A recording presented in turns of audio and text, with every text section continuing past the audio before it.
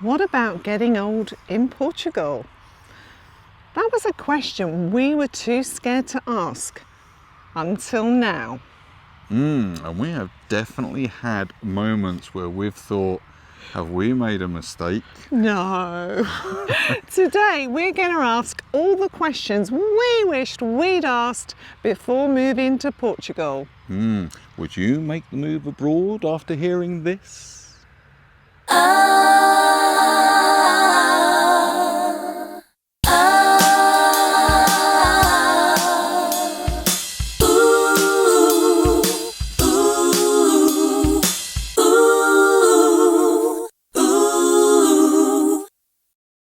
Hi and welcome back to the channel. Thank you to our new subscribers and thank you for the lovely comments we had after last week's video. Thank you so much. Thank you. We are currently travelling, as many of you will know. We are currently in Germany, and we hope next week, we're going to have to wait and see. We're going to release a little video about our travels so far as well. Aren't we? We are trying our best. We're not vloggers, No. but we're going to try and get that out next week. But more importantly, this week. Well, shall we make a start? I think we should. Let's do it.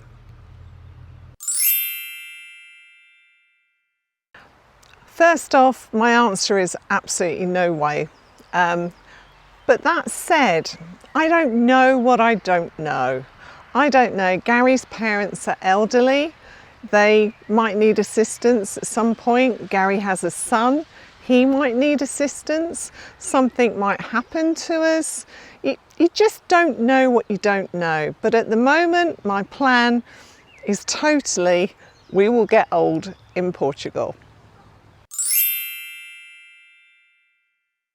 Yeah, it's a funny one. I think when you first make the move, you worry that you're gonna miss. And so how do you cope with it? I mean, this is 2025. We moved out here in 2023. You've got FaceTime calls, you've got lots of different ways. You're 2 hours away on a plane. I can drive back.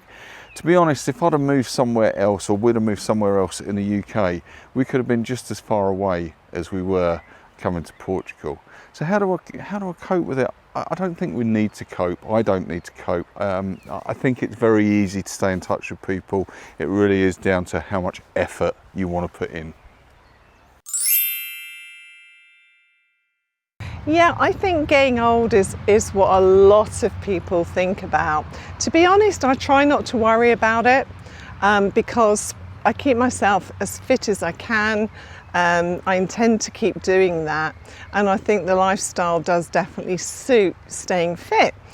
But there is one thing that I think I need to do to protect myself when I get older, and that is for sure to be able to speak the language.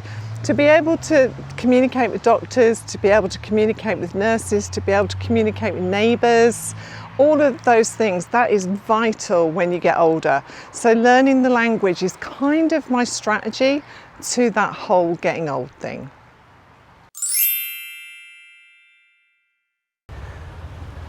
I think when you move to another country, you don't have the support network that you have back in your original country. So loneliness, I guess, and I can talk from a little bit of experience here, because there have been times where I have found it a little difficult, because, you know, when you want to go out on your bike or you want to go for a pint with your mate and watch the football, it's obviously not something that you can do. So you have to start building a new network. And, you know, when you're a little bit older, that's not as easy as perhaps when you're 21 and you're out on every Friday and Saturday night meeting people. You know, and I think the other thing is I don't actually get lonely. I have experienced loneliness, but Shelley and me, we're here together and we'd spend a lot of time together. And Shelley, she's been great in building up her networks as well, and she's been a lot more effective probably than I have.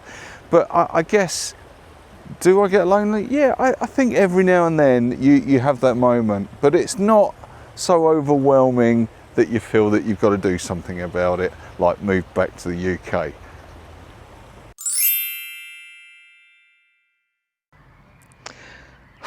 What's the biggest challenge emotionally? I think it's getting the energy to deal with stuff that is difficult and awkward. So for example, you've got to go to the doctors, you need an appointment. I found that incredibly difficult emotionally to start with because it's just chaotic down there. You don't understand the process, you don't understand how it works. You're trying to learn Portuguese, no one speaks Portuguese in the doctors. Things like that. You have to whip up a load of emotional energy to go deal with it because it's just not easy and it's not straightforward. So I'd say that's probably where I use my emotion.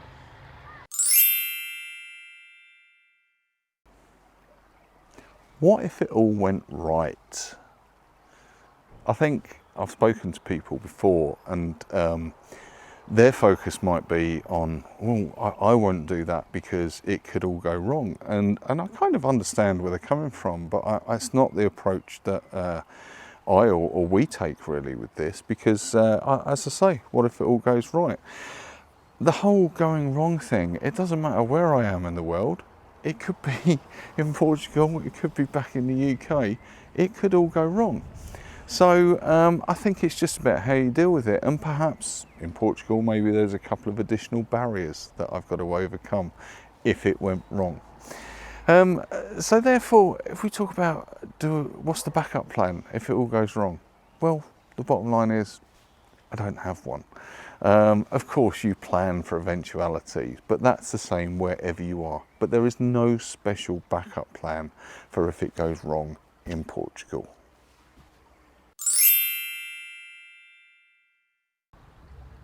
How not to drive? Only joking. Yes, I've learnt so much, mostly from my Portuguese neighbours, and that is valuing the simple things in life. Being grateful for what you have, not what you don't have. That is something we read all the time, and you say, yeah, I must give gratitude every day, but you don't do it when you're in your old life.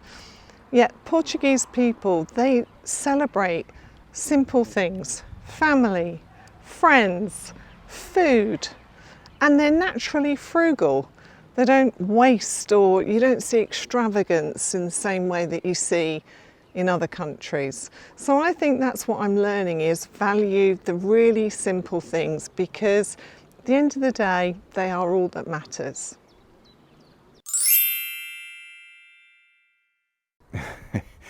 Yeah, I could possibly get myself into trouble with this answer.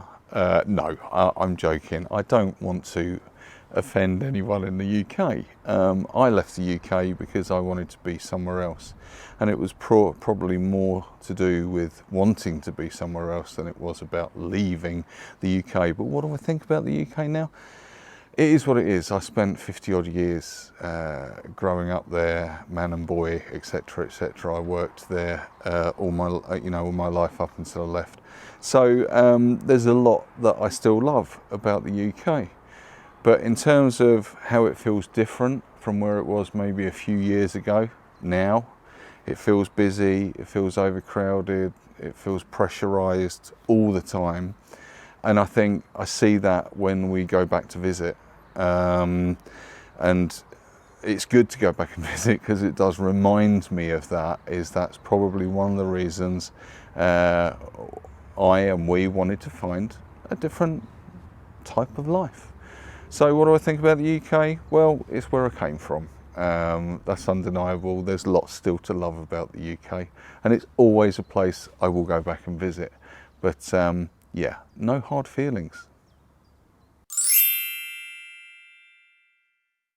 I remember this absolutely clearly. We were about 3 days into being at our home permanently. We'd just moved from the UK, and I was having a cup of coffee and I was seeing outside, and I realised at that point I never had to go back to my toxic job ever again. That now my destiny was my own. I was in charge of me. I didn't need to answer to anyone. Gary and I could could do what we wanted to do finally. And it was that moment where it hit me and I had a feeling of complete and utter joy.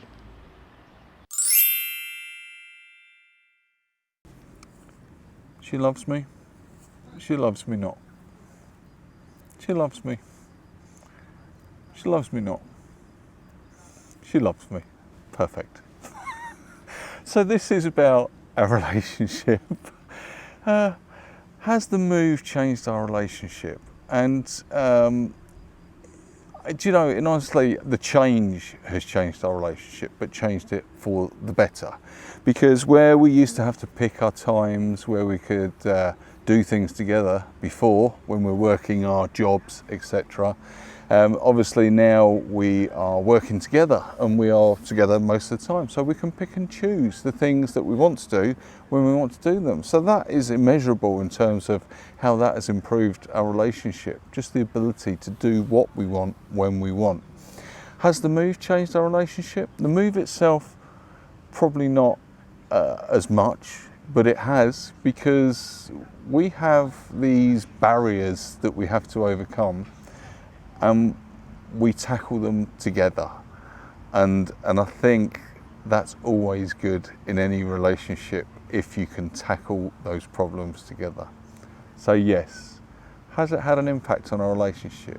Yes, a very, very positive one.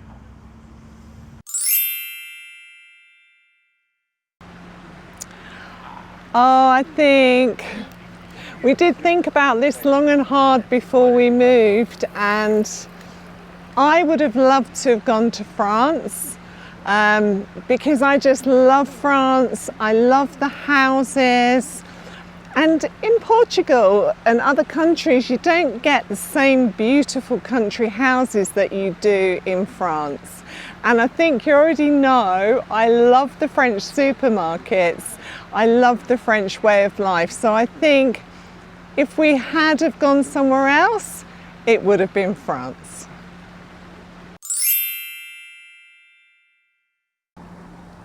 It's ironic with the cancer, because we had a plan before I was diagnosed with the cancer.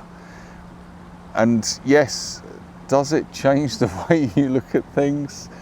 I don't think there's any person on the planet that has suffered with cancer who would say that it doesn't change the way you look at things. Did it change the way we looked at this situation?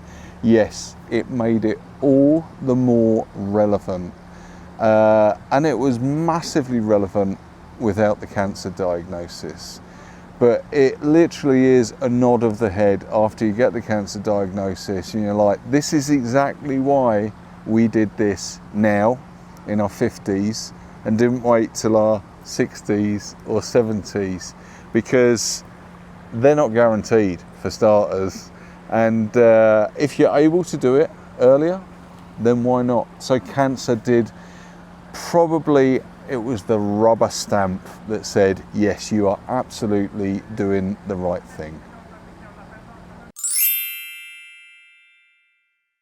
Oh, definitely carne de porco preto for me. Ooh, Yeah. yeah. And we know a very good restaurant near us that does the Alentejo pork. Yeah, It's so very good, nice. so good. You see, I could review this depending on what time of the day it is, but I'd love to say a francesina, which I can't actually say anyway. But I've never had a proper one. But I think that's going to be the one. It's basically a heart attack on a plate. But the one, and this goes all the way back to when I first came to Portugal back in the 80s, and I still love it now, is the bitok, which is a steak with rice and an egg and some veggies. Done well. Done well, yes, it has to be done well, not just thrown at you. Not rough steak. No, so nice steak, a bitok. That's the one for me, yeah. Okay, so I think that is all the questions that we really wished we'd asked someone before we moved. So we hope you've enjoyed it. Yes. Don't forget to like and subscribe. We Please really do. appreciate the subscribers. And that is it from beautiful Germany. Ta-ra for now. Ta-ra for now.